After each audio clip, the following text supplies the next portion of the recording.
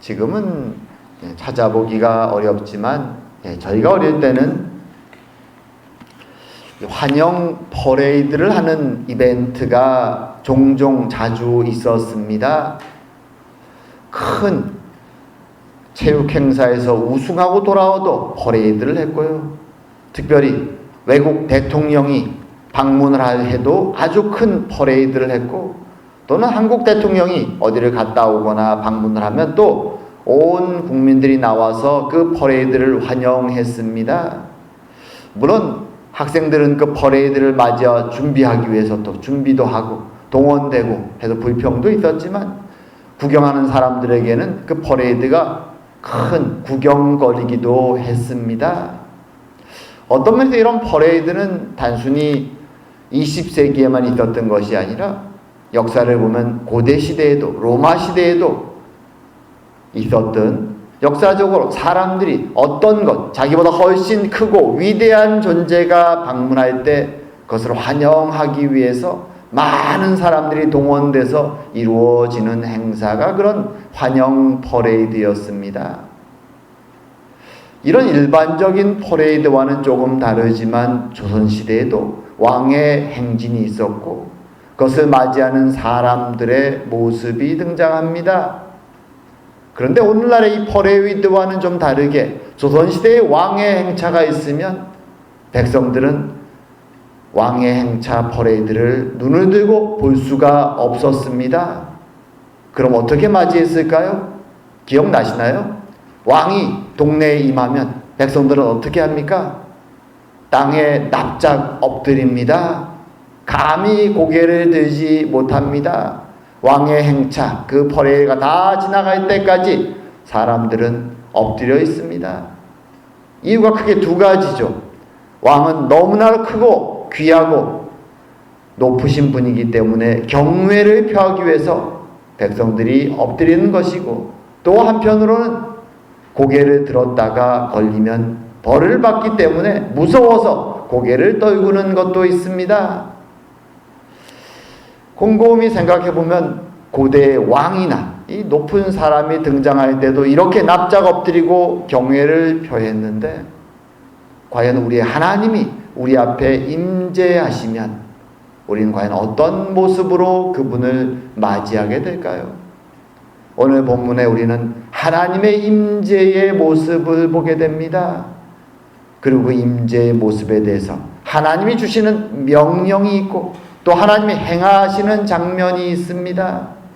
이 장면을 보면서 우리는 하나님이 왜 그렇게 행하셨는지, 왜 그런 명령을 내리셨는지 그 이유를 생각하면서 하나님을 대하고 살아가는 영으로 우리에게 임재하시는 그 하나님 앞에서 우리는 어떤 마음으로 살아가야 되는가 생각해보는 시간이 되기 원합니다.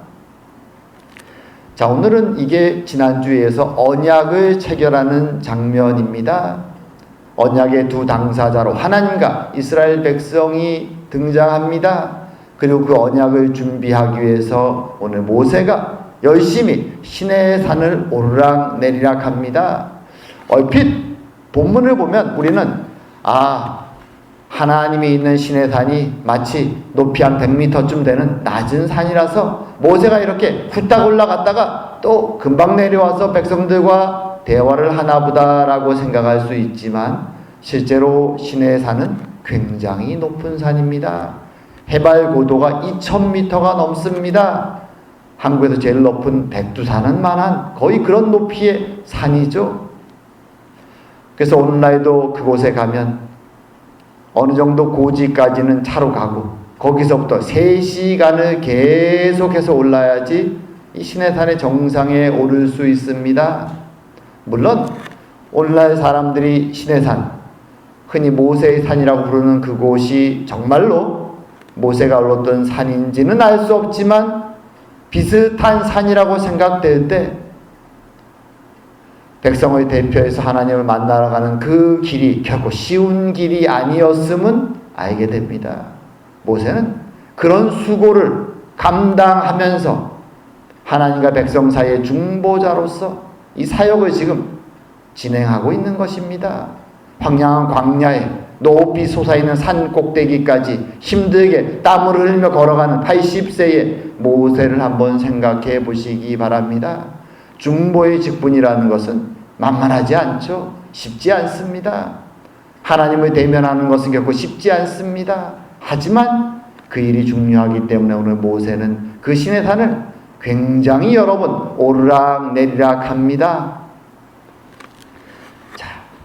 처음 올라갔을 때 하나님은 언약 백성으로서 이스라엘이 그 언약을 받아들일 때 그들이 하나님의 택한 백성이 되고 제사장의 나라가 되고 거룩한 백성으로 그들을 통하여 하나님의 나라를 세워주실 약속을 하십니다. 그리고 모세가 내려와서 백성들에게 그 하나님 말씀을 전하죠. 그러자 온 백성의 대표들이 예, 저희가 순종해서 하나님의 언약 백성이 되겠습니다 라고 확답을 하죠. 다시 또 그 대답을 가지고 하나님께 올라갑니다. 그 높은 산을. 그리고 하나님을 만나서 그 대답을 했을 때 하나님이 이제 말씀하시죠. 그럼 지금으로부터 3일째 되는 날 내가 너희들 앞에 강림할 것이다. 이제 너가 내려가는 오늘과 내일은 준비일이다. 온 백성들이 옷을 빨고 몸을 정결하게 하고 나를 기다리고 3일째 되는 날 내가 너희들 앞에 강림하여 이제 언약 체결의 의식을 진행할 것이다 라고 하나님이 모세에게 말씀하십니다. 그리고 이제 모세가 내려와서 그날과 그 다음날 이틀 동안 백성의 몸과 마음을 정결하게 준비시키고 셋째 날 하나님의 거룩한 임재가 두렵고 떨리는 임재가 벌어지는 것입니다. 오늘 본문을 읽어보면 알지만 그 장면은 굉장히 엄청난 장면입니다. 자, 하나님은 도대체 언약 체결이라는 것이 무엇이기에 이스라엘에게도 3일씩이나 준비시키시고 하나님도 오늘 본문에 등장하는 것처럼 두렵고 떨림으로 그 엄청난 장면을 연출하시면서 이 언약을 진행하실까요? 언약이 무엇일까요? 언약이란 단어는 히브리어로 베리트란 단어를 씁니다. 전에 제가 아브라함 언약을 설명할 때도 잠시 언약에 대해서 말씀을 드렸는데요. 사실 언약이라는 것은 하나님과 그의 백성 사이의 언약이라는 것은 하나님이 새로 만들어낸 단어도 아니고 만들어낸 개념도 아닙니다. 고대 사회 사람들은 언약이라고 그러면 그것이 무엇인지 알고 있었습니다. 다양한 형태의 언약들이 존재했죠. 고대 왕과 왕 사이에, 왕국과 왕국 사이에, 혹은 백성과 백성 사이에 가장 엄숙한 이 조약이나 약속을 우리는 베리트 언약이라고 불렀습니다. 이런 엄숙한 언약을 할 때 필요한 내용들이 몇 가지가 있죠. 항상 신이 증인으로 소환됩니다. 신이. 왜 증인으로 소환되냐? 이 언약의 두 당사자 중에 누군가가 언약을 지키지 않으면 그 신이 저주를 내릴 것이기 때문에, 만약 지키면 벌을 내리는 것이 아니라 상을 줄 것이기 때문에 이 신이 꼭 필요합니다. 그리고 언약의 조항들이 자세하게 적히죠. 그리고 그것을 서로 보관합니다. 다양한 형태의 언약이 존재하는데 고대 기원전 2000년경에 이 언약의 내용들이 기록된 것들이 발견되어서 있습니다. 그 중에 성경이 말하는 언약 가장 유사한 언약의 형태는 우리가 흔히 종주권 언약이라고 부르는데요. 그 내용을 보면 몇 가지 이렇게 딱 구분되는 내용이 있습니다. 제일 앞에 언약의 두 당사자의 이름이 기록됩니다. 나는 누구고 너는 누구고. 자, 언약의 이 두 당사자 중에 일반적으로 보통 종주권 언약은 한쪽이 더 센 사람입니다. 더 센 사람이 약한 사람과, 그래서 가장 일반적인 경우는 고대 제국, 가장 초기에 발견된 것은 히타이트 제국, 아주 강력한 왕국이었죠. 기원전 2000년 전에 있었던 아주 강력한 왕국인데 히타이트 왕국이 자신이 점령한 그 소국의 조그만 나라들의 왕과 체결하는 것이 종주권이죠. 더 센 사람이 약한 왕에게, 마치 중세 봉건 제도와 비슷합니다. 왕과 봉건 영주들 사이에 맺었던 언약과 비슷하죠. 첫 번째로 그래서 역사적 선이 있습니다. 그래서 제국의 왕이 말하는 것이죠. 기억해라. 내가 너를 점령했고 너를 보호해준 이 사실을 기억해라 라고 말하죠. 이와 유사한 것이 오늘 출애굽기 내용에 보면 하나님이 이스라엘 백성들에게 말하죠. 내가 너를 독수리 날개 위에 얹어서 구원한 사실을 기억해라. 애굽에서 구원한 일을 기억해라 라고 말하는 것이 이런 역사적 선입니다. 관계를 나타내죠. 그 다음에 자세한 규칙들이 적혀집니다. 일반적으로는 약소국가, 봉건 제후들이 지켜야 될 규칙을 적혀있죠. 말하자면 우리 10계명에 적혀있는 10가지 내용들, 그리고 그 뒤에 나오는 자세한 내용들과 유사합니다. 지켜야 되는 내용들. 그리고 이것을 자세히 적어서 일반적으로 돌판 같은 데 적어서 두 사본을 만들어서 각자 당사자 나라의 신전에 보관을 합니다. 실제로 10계명은 하나님의 성전에 그리고 성막의 지성소 안에 보관되었었죠.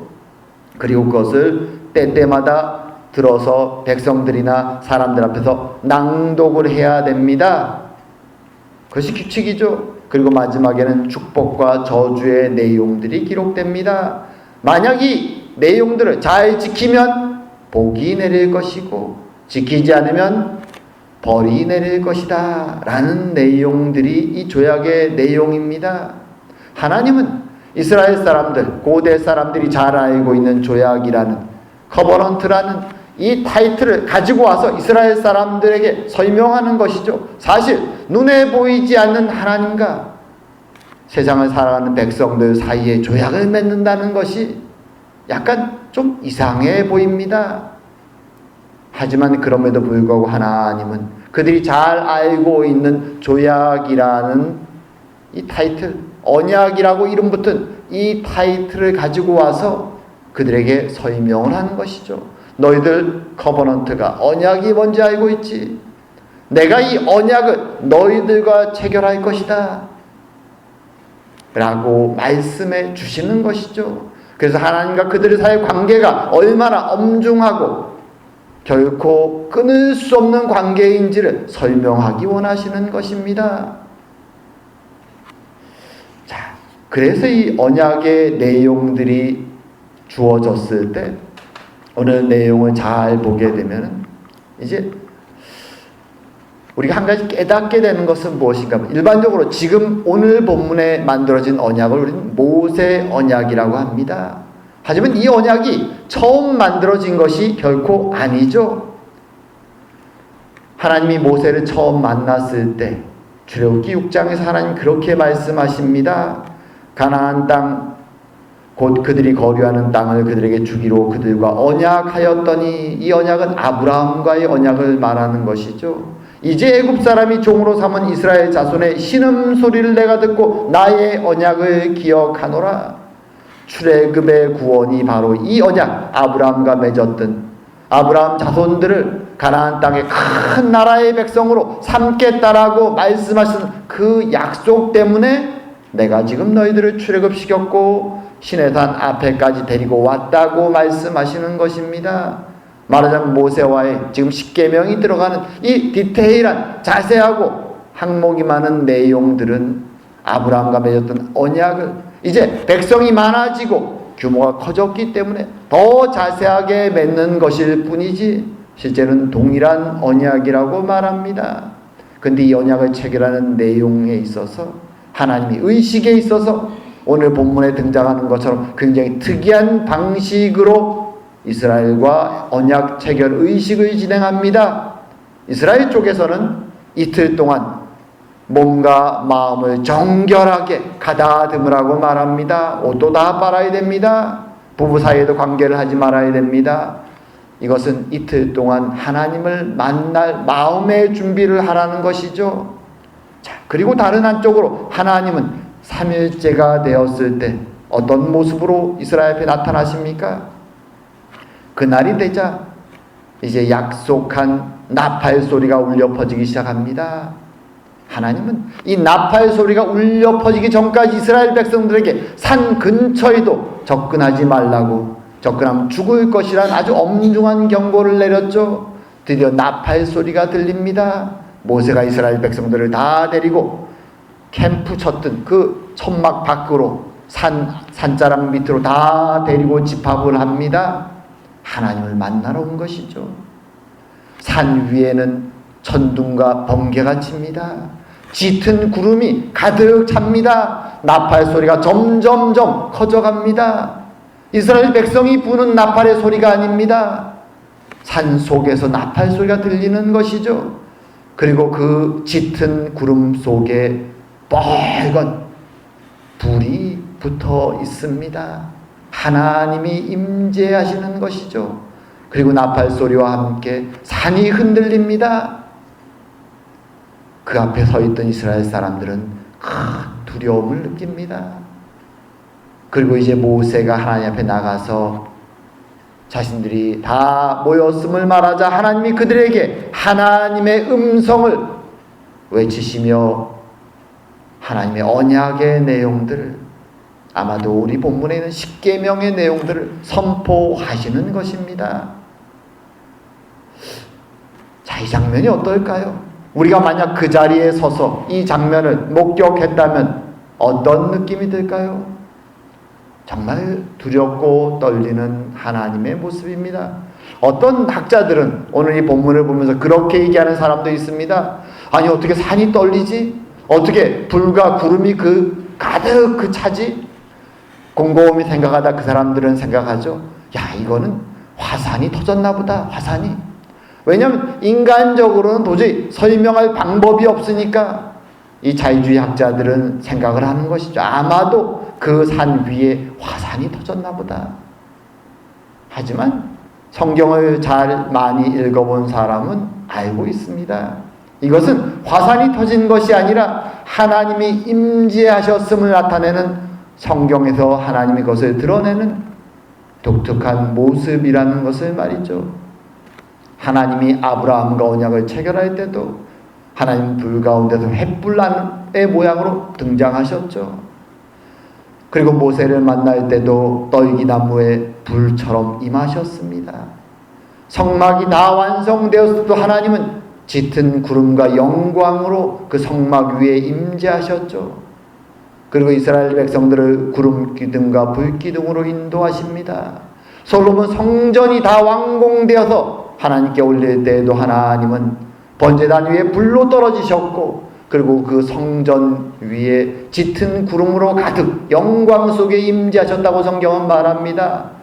이것은 하나님의 임재를 표현하는 하나의 모습입니다. 물론 하나님은 항상 그렇게 구름이나 불이나 모습으로 나타나지 않습니다. 하지만 그의 백성들에게 자신이 임재하셨음을 보여야 될 때 하나님은 이런 방식을 선택하시는 것이죠. 그럼 우린 여기 생각해 보게 됩니다. 하나님은 왜 이렇게 특별한 방식으로 그의 백성들에게 두려움을 주시면서 정말 귀가 쩡쩡 울릴 정도의 나팔 소리와 그 두려운 음성으로 불과 구름 속에서 임재하셔야만 됐을까? 하나님은 이 언약 체결의 순간에 도대체 무엇을 이스라엘 백성들에게 말하기를 원하실까요? 실제로 우리가 그 자리에 있었다면 아마 우리도 너무 두려워서 고개를 들기도 무서웠을 것입니다. 자, 여기에서 우리 세 가지 정도를 생각할 수 있습니다. 하나님이 이스라엘 백성들에게 주기 원하시는 의도. 첫째는 그 장면을 목격하는 이스라엘 백성들에게 우리의 하나님, 우리를 구원하신 그 하나님, 모세가 만나고 우리에게 메시지를 전했던 그 이스라엘 하나님, 우리 조상의 하나님 여호와는 진정한 신이시구나. 산을 흔들고 천둥과 번개를 치시는, 세상 사람들이 말하는 모든 신의 능력을 다 합친 것보다 더 놀라운 그 하나님이시구나. 하나님의 능력을, 하나님의 참되심을 그들이 확신할 수 있기를 하나님이 원하셨던 것입니다. 그리고 더 나아가서 그런 하나님이 지금 말씀하시는 언약이기에 이 언약은 확실한 것이구나. 이 약속은 하나님의 백성이 된다는 약속은 확실한 것이구나. 그의 백성들에게 말씀하기 원하시는 것입니다. 세 번째는 그 하나님의 언약에 나오는 그의 백성들의 마음 속에 두렵고 떨림으로 이 언약에 나와야 된다는 것을, 하나님은 지금 굉장히 심각하다, 너희들도 심각하게 이 언약에 나와야 된다라고 하나님은 말씀해 주시는 것입니다. 하나님을 만난다는 것, 하나님의 언약 백성이 된다는 것, 이것이 얼마나 심각한 일인지를 하나님은 그의 백성들의 마음속에 이 충격적이고 두려운 광경을 통하여서 심어주기 원하는 것이죠. 신실하신 하나님, 능력의 하나님, 그리고 아주 진지하신 하나님, 그 하나님의 백성으로 지금 하나님이 우리를 부르고 있구나. 그것을 그들의 마음속에 지워지지 않는 경험과 기억으로 심어주기 원하는 것입니다. 사실 인생을 살면서 우리 하나님 백성들은 오늘 본문에 등장하는 이렇게 무서운 경험은 아닐지 모르지만 우리는 조금씩 하나님에 대한 기억이, 경험들이 다 있습니다.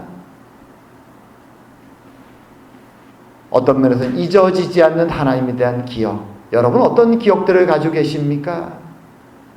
사람들은 신앙생활을 하면서 많은 종류의 체험을 합니다. 때로는 그 체험은 다른 사람에게 말하기에 부끄러운 아주 작은 체험일 수도 있고, 어떤 경험은 아주 큰 것일 수도 있습니다. 하지만 그 많은 경험들 통해서 하나님이 우리에게 주기 원하시는 것이 무엇인지를 우리는 잘 기억하는 것이 필요합니다. 어떤 사람들은 은혜의 경험을 하고도 그 경험을 통하여 엉뚱한 쪽으로 튕겨져 나가는 사람들도 있기 때문이죠. 하나님을 경험하는 그 경험을 통하여 우리가 붙잡아야 될 것은 나에게 어떤 이익이 되는가가 아니라 하나님이 어떤 분인가, 지금 내 앞에 나타나신 이 하나님이 어떤 분인가, 신실하시고 때로 두려우시고 그럼에도 불구하고 끝까지 자신의 약속을 지키시는 하나님, 내가 지금 만난 하나님은 그 하나님이심을, 그분이 바로 임마누엘 되시는 분이심을 우리는 우리의 삶의 신앙의 경험을 통해 마음속에 심어야 되는 것입니다. 사실 구약 역사 전체가 오늘 이 본문에 들어간 언약의 하나님이 얼마나 신실하신지를 증명합니다. 하나님은 그들에게 약속하신 것처럼 이제 그들을 데리고 40년 뒤 가나안 땅으로 들어갑니다. 강력한 가나안의 타락한 도시들을 다 물리치시고 그곳에 하나님의 나라를 세워주십니다. 하지만 그의 백성들이 하나님의 언약을 지키지 않고 불순종했을 때 하나님은 이방 민족을 통하여 그들을 책망하십니다. 그리고 그 불순종의 극에 달했을 때 결국 하나님은 자신이 세우신 그 나라를 친히 무너뜨리시고 그들을 이방 땅 바벨론의 포로로 잡혀가게까지 만드십니다. 하지만 그럼에도 불구하고 중요한 것은 그의 백성들은 하나님의 언약을 깨고 불순종하고 하나님의 징계를 받지만 그럼에도 불구하고 하나님은 그 언약을 버리지 아니하신다는 것입니다. 그 먼 바벨론 땅에서 그들을 회개하게 하시고 그 백성을 다시 돌아오게 하시고 그리고 그들에게 깨닫게 하시죠. 우리는 불순종한 백성이나 하나님은 신실하신 분이구나. 그리고 그들의 구원을 완성하시기 위해서 독생자 예수 그리스도를 이 땅에 보내주신 것입니다. 하나님은 자신의 목숨을 걸고 언약을 행하셨고 그 언약을 자신의 목숨으로 이루신 것을 우리에게 보여주시는 것입니다. 그분이 바로 신실하신 언약의 하나님입니다. 오늘 본문 속에서 하나님은 그의 백성들에게 그 하나님의 신실하심을, 능력을, 정말 하나님이 진지하게 지금 언약에 임하고 있음을 그의 백성에게 말하기 원하셨고 오늘 이 본문을 읽고 있는 우리들에게도 말하기 원하십니다. 그리고 그 하나님은 지난 2000년 역사 속에서 사랑하는 주의 백성들을 신실하게 동행하셨고 지키셨고 여기까지 인도해 오셨습니다. 오늘도 우리는 비록 세상을 살아가는 것이 여전히 광야 같고 쉽지 않지만 그럼에도 불구하고 언약으로 우리를 불러주셨고 우리를 언약 백성으로 만들어주신 그 하나님은 결코 언약을 버리지 아니하시고 그것을 완성하시는 분이심을 믿고 날마다 순간마다 그분과 함께 길을 걸으며 동행하며 살아가는, 그리하여서 우리의 능력으로는 할 수 없지만 하나님의 은혜로 말미암아 우리를 통하여 하나님의 진리와 사랑과 은혜가 세상 속에 드러나기를 소망하며, 그리고 그런 일들이 이루어지는 은혜를 경험하는 저희가 되기를 주의 이름으로 축원드립니다. 다 같이 기도드리겠습니다. 사랑과 은혜의 하나님 아버지, 참으로 오늘 본문 속에서 신의 산으로 그의 백성을 불러오셨고 언약 체결을 통하여 그 백성들에게 하나님이 얼마나 신실하시고 얼마나 이 언약에 진지하신지를, 얼마나 능력의 하나님이신지를 드러내신 하나님, 그리고 이스라엘의 역사 속에서 그 언약에 따라 신실하게 역사하신 하나님, 그리고 그 언약을 완성하시기 위하여 독생자 예수 그리스도를 이 땅에 보내주신 하나님, 참으로 감사드립니다. 그 옛날 이스라엘 백성들처럼 우리도 연약한 자들입니다. 하오나 그럼에도 불구하고 우리의 손을 넣지 아니하시는 신실하신 언약의 하나님이 우리 앞에 있기에 우리의 부족함에도 불구하고 감사하며 성도의 길을 걸어갈 수 있는지 믿습니다. 주님, 연약한 저희들을 사용하셔서 하나님의 사랑과 진리를 세상에 드러내기 원하시는 하나님, 저희들을 동행하여 주시고 사용하여 주시오며 부족한 저희들을 통하여 주의 영광을 드러내어 주시옵소서. 그래야 저희 교회가 사랑과 진리가 넘치고 생명이 넘치며 우리의 교회와 우리의 삶 속에 주의 은혜가 충만하도록 주님 축복하여 주시옵소서. 오늘도 함께 하심을 감사드리오며 모든 말씀 예수님 이름으로 기도드립니다. 아멘.